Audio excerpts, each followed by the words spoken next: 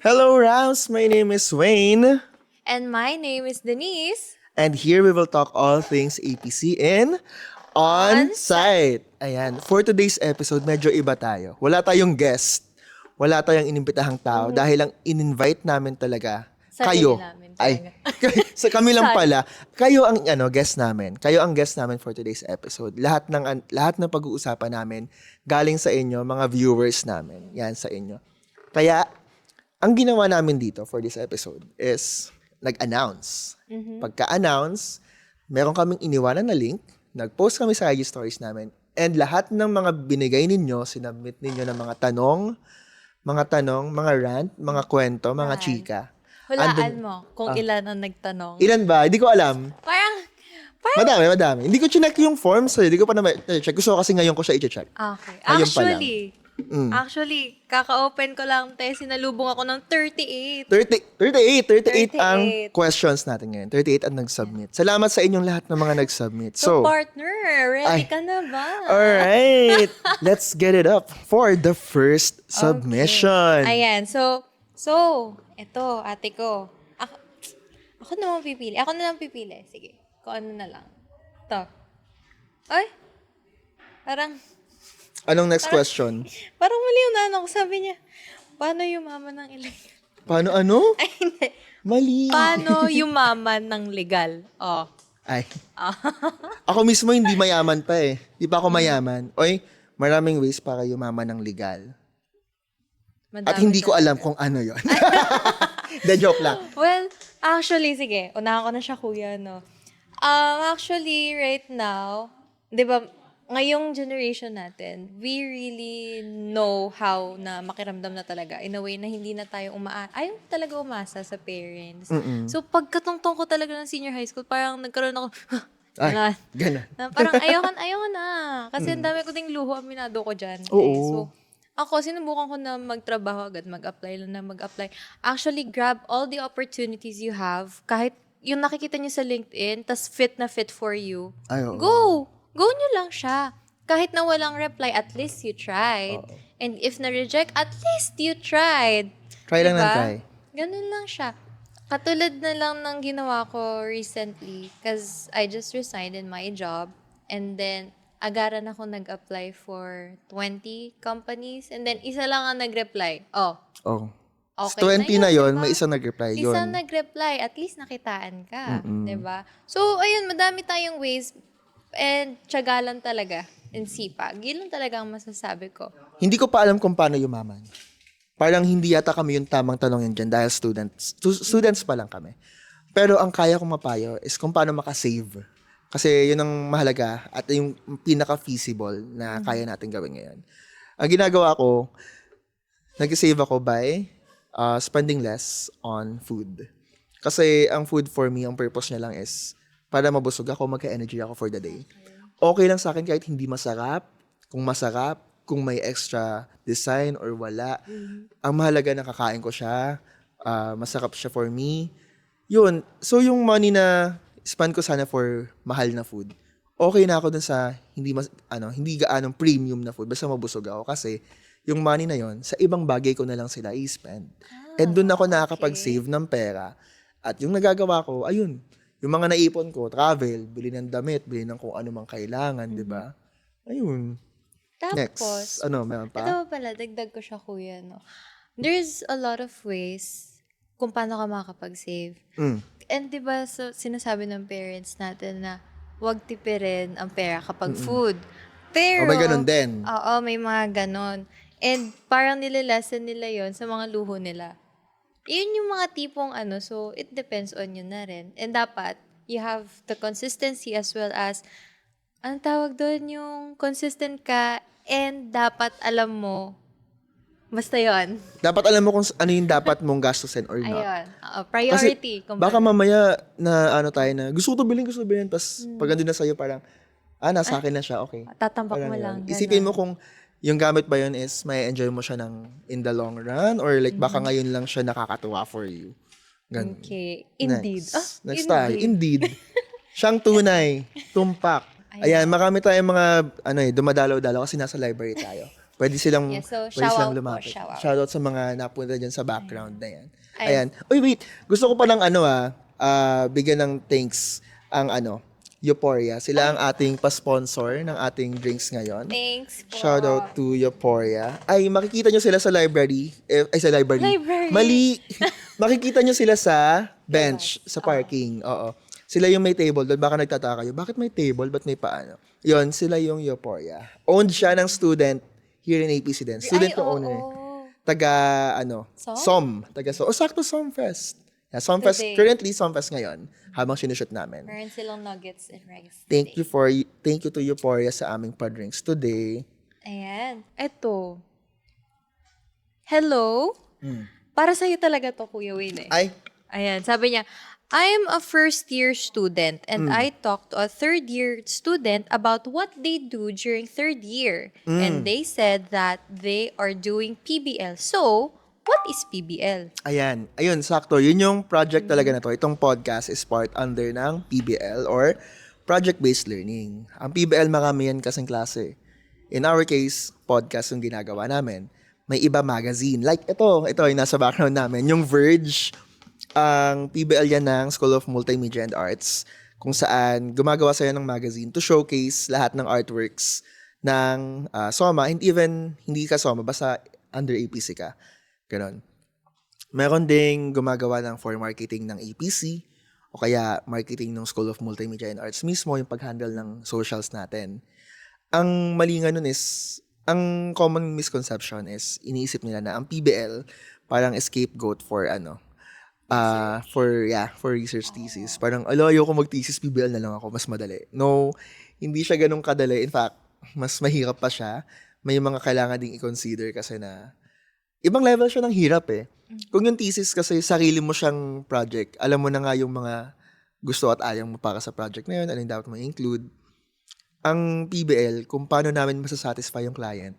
Kami, paano namin isasatisfy kayo, yung viewers namin. Gusto namin na best mapakita namin sa inyo. Kaya kami may pa-reviews na anong tingin niyo sa podcast, anong tingin niyo sa episode na to. Yun yung namin. Yun yung way kung paano kami ginegradean din. Yung performance namin. Doon din talaga nakasalalay sa feedback. Yes. Somehow. Feedback. Then, Okay. syempre yung mga professors din. I have titignan. question, Kuya. Mm. So, you have a choice sa PBL? Kung ano yung gusto mong gawin? Or sila magpo-provide sa'yo ng choices? Ikaw pipili. So ako, okay. since mahilig ako sa filming, photography, sabi ko, mag-ano ako, podcast. Podcast. Parang kaya ko naman yata to palag. Ganun. Okay. Ayan. So, sa nagtanong, Come here. Jailing may nahila na naman. Sama ka. May nahila siya. May kasama tayo ngayon. Introduce yourself, ate girl. Oh my God. Okay. Hi, ate. My name is Jera Generoso and I'm from BMMA 231. 231. First year? I'm a third year. Third year. Yeah. Anong mo? May kasi kami. Parang gusto naming malaman yung APC life mo. How would you describe your APC life? For being in APC for actually almost 3 years, I actually feel like I'm first year. Ay, we. Yeah, Hindi mo feel yung... Kasi sa iba, parang, wala, ganitong year na ako, na-stress na ako, ayoko na ganun. I'm not sure nakaka-stress siya, pero every year naman nakaka-stress. Oo nga eh. Actually. Totoo yun. Like, it's just me, it's like the transition of being first year to third year is very different because I don't feel it at all. And I don't know if that should be good or bad because I am enjoying my time here in APC. My ate is actually an alumni. Oh. So kahit pa paano, may background ka na kung anong culture dito. 2017 yata yung class niya. Not really sure. Before pandemic ba? Yeah, so she was actually the reason why I got here in APC in the first place because I did want to go in different schools and then she's like, no, APC ka na lang. I was like, okay, sure. So here I am. But yeah, being a third year here in APC is actually not really life-changing. It's more of like, you can have a sense of like, first year, I actually thought this was going to be a piece of cake because it's going to be college, you're going to experience so much things, you get to explore yourself as an artist and as a person. And then you realize, oh wait, you're actually not anything, or you're not all that. because a lot of artists here in the APC are actually very talented, and I get to see a lot of people grow and try new things. And I told myself, "Oh my gosh, where am I? This Ganun. does not feel like high school anymore." And Oo.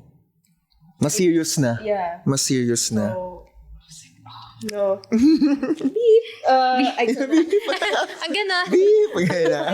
I can't swear, but yeah, it was the transition from being high school and college. You could already feel that when you get into APC, even though for some students you can actually still feel the 8th grade. Oo, may pa ganun pa din, oo. There's still some residue there, and then when it came to second year, dun na, that's where you're like, oh, Mas serious na. Ramdam Parang na. ramdam na. Ito na. ayoko na Lock in na siya. Lock in na. Now third year, nawala na yung kaluluwa ko. Ay. Kasi, in what way? Thesis is so bad. It's thesis. Okay, this might be a hot take, but I don't think thesis is hard. It's just overwhelming with so much paperwork Oo. and things that you don't even understand how to do. Plus, yung mga professors are also very confusing because they want you to know what you want, even though sa sarili mo you don't even know what you want. Kaya it's only very overwhelming. It's a good thing I do have a research partner right now, and Ayun. she's been helping me. We've been helping each other through this journey of suffering. So, yung thesis niyo po pala is by group or ano siya? Oh, it would actually depend if you actually have a research partner, because most of the people from my batch don't have a research partner. Pwedeng So, meron, pwedeng wala. individual. Kaya na yung kapag nagko-consult pag iba-ibang ideas din yung mabibigay nila. So doon ka na kung ano doon yung tatanggapin mo, anong criticism. Ngayon, one last thing, before kami sa next question. Let's say in one sentence or in one word, one phrase, paano mo ma-describe yung college life mo here in APC? Without swearing. Oo. Bleep. In one word, Hi, Ethan! This is Ethan. This is, This is Jai's boy. Stop! Ay, akala ko na. Cookie Bear. Say hi. Say hi. The Lord will come for you. Ayan, one last thing yung describe. To describe, oh my gosh. Oh no! Dito pa talaga sa may podcast na. Right in may euphoria. I'm working over there. Ay, ang bilis niyang sumunod. It's me, guys. One last thing. Experience APC in one word. Can it be 2 words? Go. Life changing. Life-changing. Okay. Pero do you think, ate, last na talaga to. First year to third year, do you think na smoothly sailing siya or smoothly transitioning? Of course, somehow. that's actually Sailing or transitioning, no? Kasi pag sailing, tuloy-tuloy. Yeah. Pag transitioning, medyo mag-iiba onti tayo. Ano yung mo? There will always be milestones that are easy and hard throughout your journey here in APC.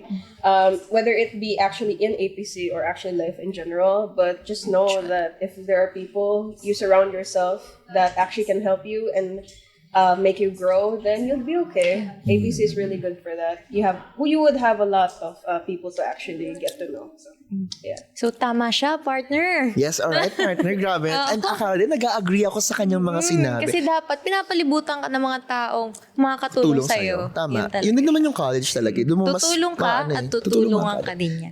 Thank you, Jaira, for Thank you, ate. for joining us. Ayan, okay. Salamat. Next, ang ating pa-next question. Thank you po. Love you, Wayne. Ha? Ano yan? And si ate Ota. Hazel. Ang daming sunod-sunod nakakatawa. Sunod-sunod yung mga lagay natin. Tanga ate. Hi, ate. Sa 4 years. Mula. Hi po. Ayan, hello. Pakilala ka muna, ate. Hello, so I'm Hazel Anmanes. I'm currently a fourth year Fourth year. 4th year. computer science. Ano namin, ate namin siya. Ate. Ay, 4th year na pala tayo. Ano ba yun? 4th year na pala ako. Wait, kabatch Parang kita. mali. 4th year na pala. O, sige. Okay. 4th year ano? Pa? Magkakabatch na. Hindi, Ay, di po. dito. Check up po. Kuya ate ko po sila. Oo.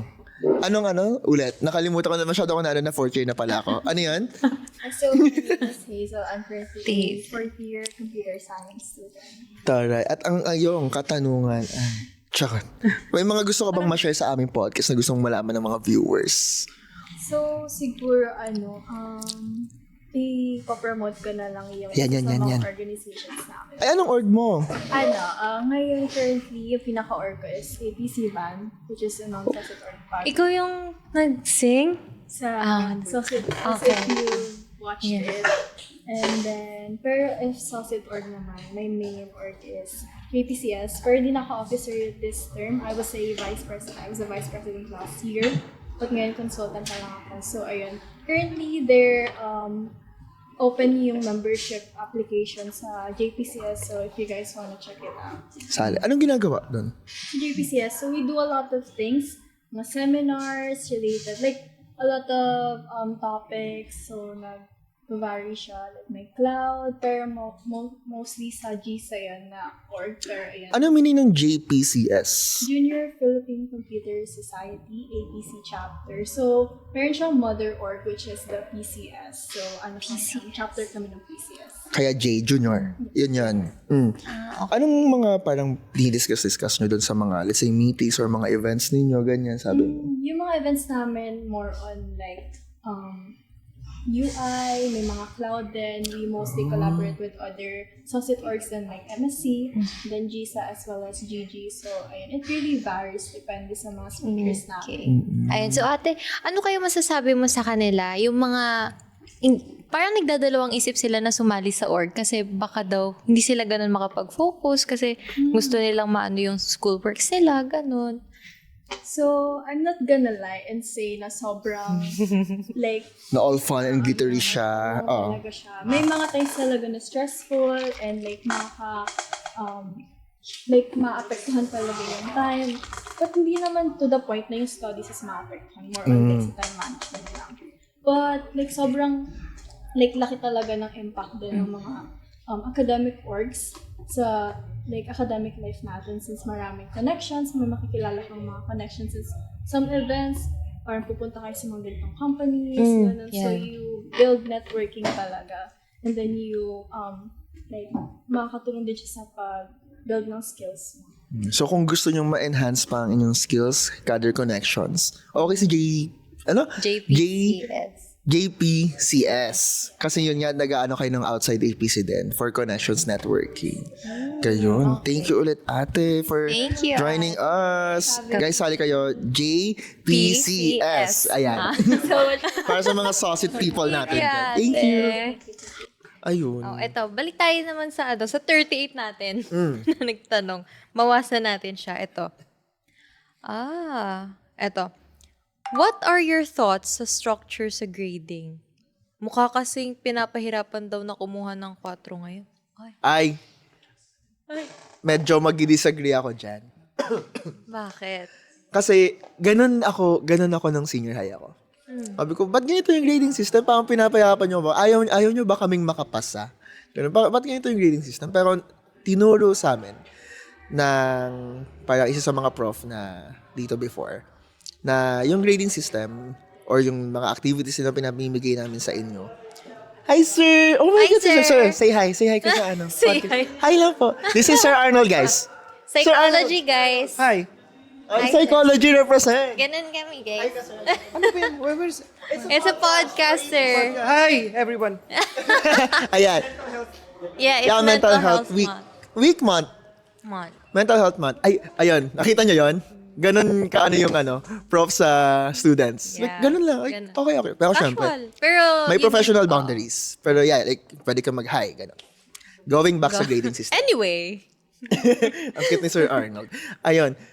Yung mga pinapagawa kasi dito, hindi siya yung very high school na mag-submit ka ng ganito, gumawa ka ng ganito, ipasa mo.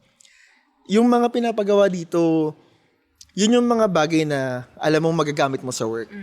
Wala akong, so far, kung tama yung naalala ko, wala pa akong reklamo na bakit mo ito pinapagawa, di naman ito magagamit sa work. Nung high school pa na ganun ako, ang daming pinapagawa, di naman ito kailangan sa work. Okay. Pero dito sa APC, yung mga pinapagawa, sige, okay lang, parang reasonable naman. Wait lang, lalo na sa GE, sinasabi nila na hindi daw makakatulong. Saan yan? Sa mga GE? GE, O hindi. Yung GE is parang pinapractice na tayo, lalo na yung PERPCOM, EXCOM. Yun talaga yung sa pagkaka-communicate. So they really practice us to be professional at yung parang, alam mo yun, kung paano mo ma-handle yung tao kapag, Oo. ayun na, nandiyan Pag ka interview na. ka na, Oo. ganyan. Isa pa, Jetix. Ano yung Jetix? General. General Ethics. Ayan, General Ethics. Nung una sabi ko, bakit ganito? Until nag-start si midterms, nag-start si finals. Okay, ganun pala yung Jetix. May mga bagay talaga kasi na ang dali-daling mag-rant, ang dali-daling magreklamo sa gawain. Pero kapag nasa workplace ka, hindi mo siya magagawa. Totoo yon sa Jetix. Kaya, kailangan natin i-compose ng sarili natin muna. Lalo na, Disiplina din. yung kadugtong nun, professional ethics na may mga bagay tayong... Wala pa kami dyan. Yan, paghandaan nyo yun. May mga bagay na hindi pa... may mga bagay na pwede natin gawin kahit saan. Pero pagdating sa professional setting, kailangan mag-a-adjust tayo. Ganun. At saka sabi ng boss ko, sabi niya na wala kang choice kundi kausapin yung mga katrabaho mo. Kasi kahit na ayaw mo sa kanila, required talaga sa trabaho na kausapin sila. So, you need to practice it ngayon pa lang. Kaya nga, di ba, we wear formal Oo. pa lang dito sa school. Kasi, yun yung isa sa ano nila, sa gusto nilang ipahiwatig sa mga estudyante nila na ito na yung stepping stone nyo eh. 4 years kayong nandito. Para kapag nandun na talaga kayo sa actual world, parang smooth transition na lang siya. Ganon. In fact, yung una, ayoko nung dress code. I mean, hindi. Paano ba? Hindi naman sa ayaw. Nung una, nibago ako na dress code. Ay, oo. Akala ko kasi uniform. So, dress code, sabi ko, okay lang. Okay lang, sige. Tapos nung sinabi na yung reason kung bakit may dress code sa APC to prepare for work, okay, gets na. Ngayon, natutuwa rin ako na every Friday, casual attire. Wash Okay day, lang. kumbaga. Oo, okay lang sa Friday. And by that, napapractice natin na sumunod sa mga parang rules nung isang, let's say, company. Kung yung company may ganitong rules, as much as kung reasonable ba siya, kung okay ba siya sa atin or not, pero the fact kasi na Rules. nag-apply ka sa company na yon, mag-a-abide ka sa rules. And the fact na nag-enroll ka sa APC, alam mo na ganito. Yun So, talaga. kung ayaw mo nung mga ganun, di ba, aware ka naman una pa lang na may ganung rules Actually, sa APC. yung APC, ang alam ko na formal Oo. ang uniform. May pa-dress code. Oo. Like, APC lang talaga yung alam ko na yun yung nila dito sa school nila. Ayun. So, moving on to our next question. Anong gusto mo, kuya? Gusto mo yung patingin. serious? My turn. Okay. Ay, ito, ang cute nito. Ano ang pinakasulit na ulam sa CAF for you? Pinakasulit. Meron tayong 1, 2, 3. tatlo na 4. Dagdag mo na to. 4. Oh, sige, i-ano natin yan. Kasi may na rin dito sa library. May, Yan, nilipat sila, may actually. lumipat sila from CAF. Nasa library na. Ayan. So, pinakasulit na ulam sa CAF. Ikaw. Pinakasulit. Actually, Saan ka ba kasi nabili natin- usually? Let's say, parang tiyatamad ka lumabas, ayaw mo umorder. Pag sa APC ka, ano yung bibilin mo? Na pagkain? Dito. Dito. Ano yan? Anong Yung pagkain? kapag meron sila nung, ano yun? Yung humba. Humba. Yan. Favorite ko yan. Kasi niluluto din yan ng boyfriend ko. So, sorry. Niluto din niya yung boyfriend. Nasingit. Siningit yan. Akin naman, ang pinakasulit na ulam sa CAF.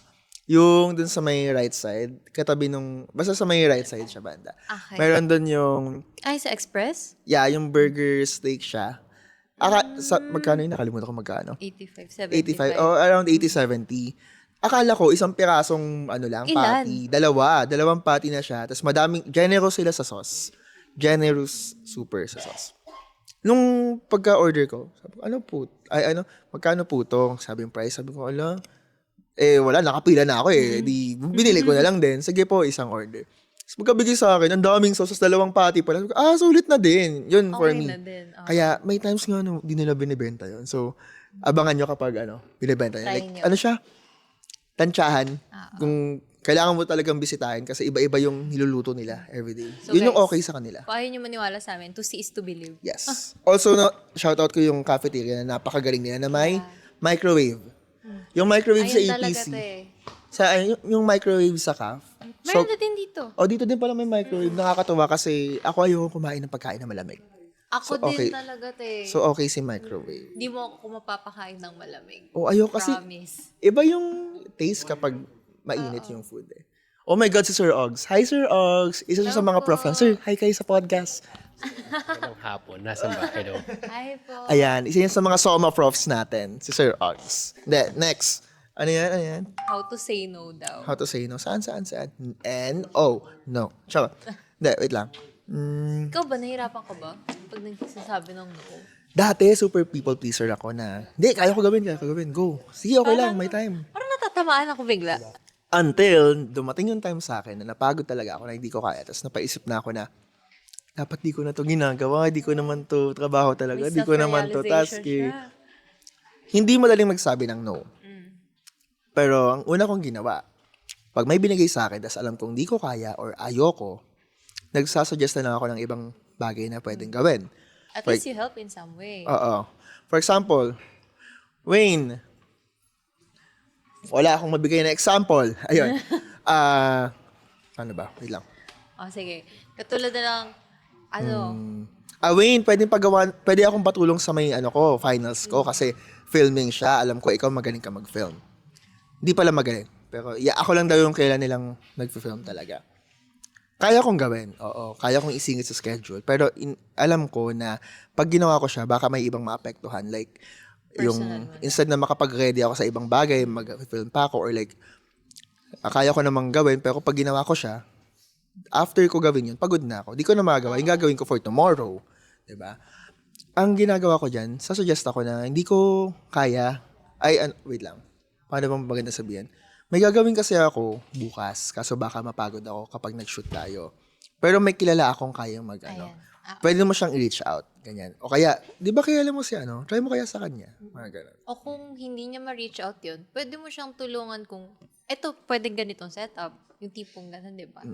O kaya kunyari, hindi ako marunong kasi video, yung angle. Sige, video call mo ako during ng shoot nyo. Pag may tanong ka, tanungin mo ako. Ayun, nagawa ko siya. Parang gusto ko yan. Nagawa ko yun. Wayne, paano to ayusin? Video call mo ako.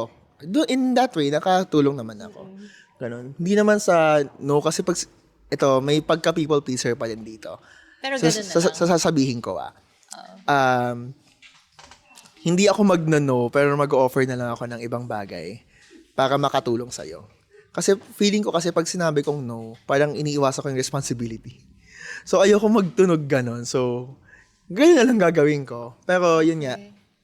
Ang problema kasi kapag yes ng yes, pagod ka eh. So, Tsaka ganun may na lang. tendency na maabuso kasi. Oo.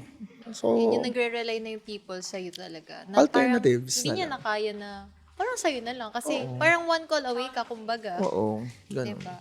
Pero, I do relate dyan sa sinabi mo, kuya. Kasi, kahit naman ngayon, psychology na tayo, pero hirap pa rin talaga ako. Hirap talaga ako mag-no. Yeah. Kaya, ayun, iniisip ko kung pag sinabi ko bang no, mag-iiba ba yung perspective niya sa akin? Or di kaya, baka hindi niya na-offer ng ibang opportunity, ganun. O baka siraan ako. Parang ganun. Ayoko naman na ganun. Ang pangit naman tignan na ganun. So, sige. Parang kailangan ko yung pag-aralan. Hindi naman overnight change yung yung pagsabi ng no. Mahabang process 'yan. Exactly. For now, try ka muna ng paunti-unti. Siguro wag ka magsabi ng no, pero offer alternatives muna until slowly baka makayanan mo na masabi na hindi may gagawin kasi ako eh. Alam mo mas nakakatuwa rin na magsabi ka ng no kaysa magbigay ka ng excuse. Pwede ka bang pumunta dito? Ganon. Punta ka dito. Magagawin tulungan mo ko dito. Sabihin mong no. Or imbes na sabihin mo na may sakit ako, imbes na sabihin mo na traffic ako, may gagawin ako, na hindi naman talaga totoo. Mag-no ka na lang. Explain mo na lang. Kasi kapag nahuli ka nilang nagsinungaling ka, Doon talaga masisira. doon masisira. Yung pagsabi mo ng no, sinasabi ko sa'yo, sa viewers natin, pag nagsabi ka ng no, hindi magbabago yung tingin nila sa'yo. Mas magbabago yung tingin nila sa'yo kapag nagsinungaling ka at nakita nilang nagsinungaling ka talaga. Na-prove nila na gawa-gawa lang yung excuse mo. Tapos, to add lang din, no, dapat, we can say no naman. Kasi hindi mo, parang maawa ka na lang sa sarili mo na kapag nag-yes ka, do you think na mag-yes ka kasi gusto mo lang? Or mag-yes ka kasi May guilt.